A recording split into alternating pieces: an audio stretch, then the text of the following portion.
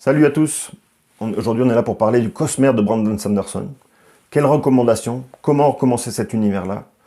Moi, Brandon Sanderson, c'est un auteur que j'ai découvert il y a peu de temps. J'avais jamais entendu parler de lui il y a quelques années que j'ai commencé à lire.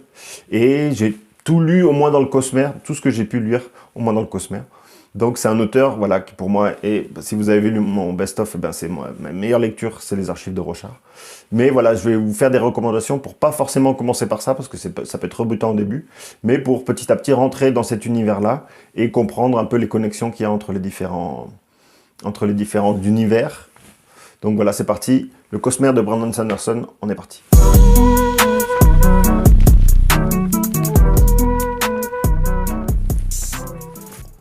Alors, si vous avez jamais lu du Brandon Sanderson et que vous avez envie de vous plonger dans le Cosmere, je vous recommande de commencer par une petite nouvelle qui s'appelle L'âme de l'empereur. C'est une nouvelle de 150 pages à peu près.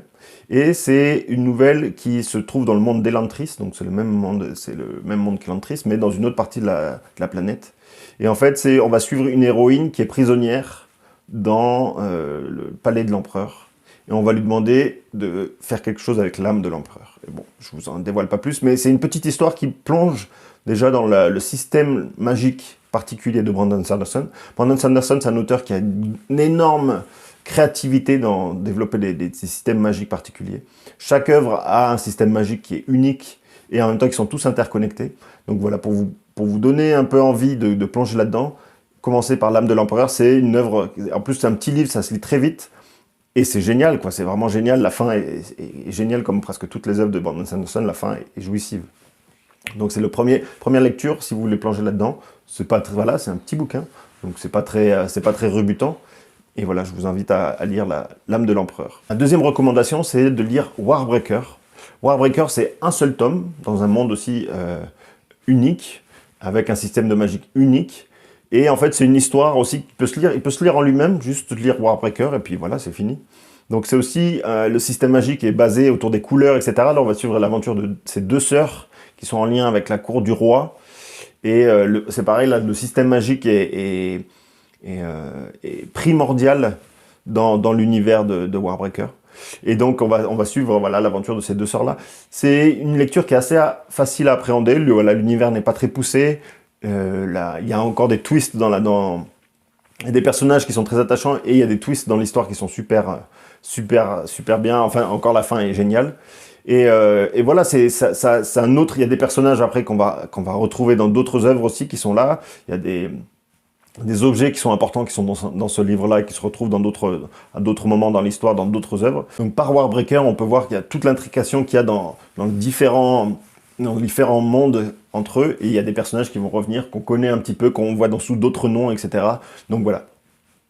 Warbreaker, c'est une bonne aussi introduction au Cosmere de Brandon Sanderson. Après, si ça vous a plu déjà, si ces deux lectures vous ont plu, etc., vous pouvez continuer avec Fils des Brumes. Fils des Brumes, c'est une trilogie qui s'appelle Mistborn en anglais. C'est des bons pavés aussi, c'est déjà un peu plus exigeant comme lecture, même si c'est une lecture qui sera plus aussi pour les ados, voilà, l'héroïne Vin est une adolescente, une jeune fille qui va évoluer dans l'histoire. Et là, on rentre dans un système aussi, sur une planète et dans un système de magie très particulier lié avec les métaux, avec l'ingérence de différents métaux qui vont donner différents types de pouvoirs au Fils des Brumes. Et en fait, toute la société aussi est tournée autour de ça, autour de la gestion de la magie. On montre la créativité qu'a Brandon Sanderson par rapport au système magique, c'est vraiment super. Et il y a aussi là des personnages qui vont être importants dans d'autres œuvres. Après, l'œuvre en elle-même, Fils des Brumes, est super bonne. C'est vraiment une très bonne lecture. Voilà, les personnages sont bons, l'histoire et les 3 tomes sont très bons.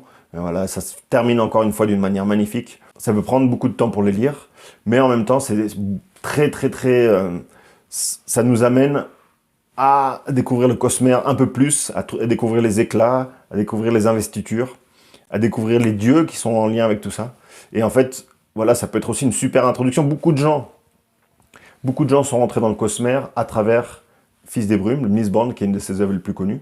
Mais encore une fois, comme je répète, les trois œuvres que je vous ai présentées peuvent se lire indépendantes les unes des autres. C'est juste après, quand on commence à avoir tout lu, on fait des connexions entre elles. En quatrième lecture, je vous recommande Elantris Donc Elantris de Brandon Sanderson, bien sûr, toujours. Et Elantris, c'est le premier ouvrage qui s'est fait paraître, qui s'est fait éditer. En fait, Brandon Sanderson a mis beaucoup de temps à l'écrire et aussi a mis beaucoup de temps à se faire éditer son premier livre. Et donc ça se sent dans la lecture, c'est une lecture un peu lente. Voilà, ne commencez pas par Elantris, parce que ça va être très ennuyeux. En même temps, le système magique aussi est super intéressant. Le fait d'avoir la ville Elantris qui est fermée, où on jette les gens qui sont malades à l'intérieur. On ne sait pas trop le mal qu'ils ont. Et on ne sait pas trop ce qui s'est passé avant. Il y a Elantris, les gens qui habitaient à Elantris avant avaient des pouvoirs énormes, ils pouvaient façonner la réalité. Et aujourd'hui, tout a décrépit, leur pouvoir a disparu, on ne sait pas pourquoi. Et donc là, on va suivre le héros qui se retrouve dans la ville d'Elantris, sans raison, soit à part qu'il est malade. Et il va essayer de démêler tout ça. Et encore une fois, c'est une lecture qui est un peu lente, l'intrigue va doucement, les personnages sont bons, mais l'intrigue va assez doucement, c'est moins fluide que peut-être les autres œuvres, donc ne commencez pas par Elantris, parce que ça peut être, dire, ah, j'ai lu Elantris, c'était pas si bon que ça, pourquoi tout le monde adore Brandon Sanderson, c'est parce que les autres livres sont très bons aussi. Donc Elantris, vous pouvez, moi je l'ai lu, vraiment en complément, pour comprendre encore plus le Cosmere, et comprendre d'autres investitures, d'autres formes de magie, parce que c'est encore une autre forme de magie. Mais on fait des liens, il y a encore des personnages qui reviennent, il y a des systèmes magiques qui reviennent, etc. Donc on peut commencer à faire plein de liens entre les œuvres, et c'est ça qui est super intéressant. Et enfin, pour terminer la découverte du Cosmere, je vous invite à lire les archives de Rochard. Les archives de Rochard, pour moi, c'est une de mes lectures préférées de Brandon Sanderson. C'est son œuvre majeure. Voilà, pour l'instant, il y a 4 tomes qui sont sortis. C'est des tomes assez gros. En français, ils sont divisés par 2 tellement ils étaient gros. C'est des tomes de 1200 pages chacun à peu près. Donc c'est une lecture qui est très exigeante. Mais en même temps, c'est celle qui a le système magique le plus développé, qui a les personnages aussi qui sont les plus attachants pour moi, avec les meilleurs personnages, le meilleur monde, le meilleur système magique, la meilleure histoire. Pour moi, c'est celle des archives de Rochard, plus que les Fils des Brumes encore. Et là aussi, on voit encore toutes les connexions. C'est peut-être aussi le livre qui explique le plus le Cosmere en général, le fonctionnement du Cosmere. Il y a des personnages qui reviennent et qui nous donnent des pistes un petit peu. Donc pour moi, les archives de Rochard, c'est à lire après avoir lu tout ça pour compléter un peu votre connaissance du Cosmere de Brandon Sanderson, parce que c'est là qu'on va commencer à avoir plein de réponses. Il y a encore plein de mystères qui ne sont pas résolus, parce qu'il lui reste encore plein d'œuvres à écrire pour donner des pistes dans le système du Cosmere, de comment fonctionne cet univers, etc. L'œuvre, qui peut se lire aussi toute seule à part. On peut juste lire les archives de Rochard sans avoir lu le reste. Mais il y a plein d'easter eggs, plein de petits trucs cachés qu'on va pas comprendre, on va pas savoir qui c'est, on va pas savoir comprendre les relations entre les personnages ou les petites subtilités qu'il y a. Des fois, c'est juste un mot qui va nous dire que cette personne vient de là ou de telle œuvre. Des fois, c'est juste une expression. Et en fait, c'est ça qui est super riche, c'est qu'en fait, une fois qu'on connaît toutes les œuvres de Brandon Sanderson dans le Cosmere, on peut voir toutes les subtilités qu'il met dedans et toute la force qu'il y a là-dedans. Et c'est ça qui est fou dans cette œuvre-là, c'est qu'il pense à tout, il avait la vision globale de son univers, et puis je vais mettre une petite œuvre par là, je vais mettre une petite œuvre par là.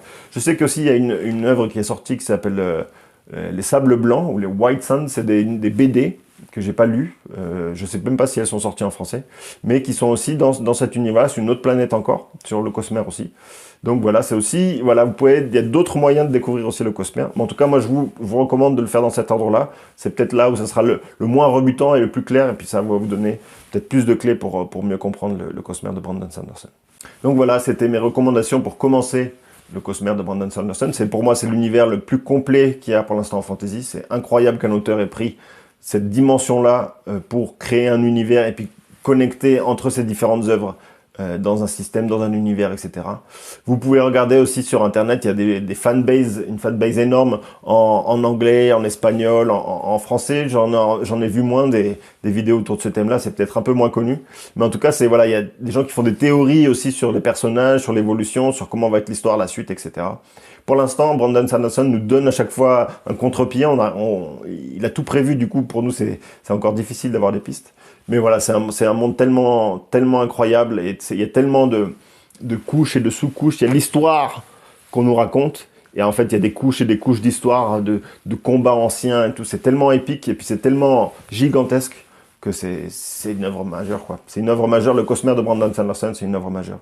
Donc c'est pour ça que c'est mes recommandations pour la découvrir. Et dans cet ordre-là, je pense, pour moi, c'est le plus intéressant. Voilà, allez, j'espère que ça vous a intéressé, que ça vous a plu, puis on est encore là pour les prochaines vidéos. Allez, à bientôt.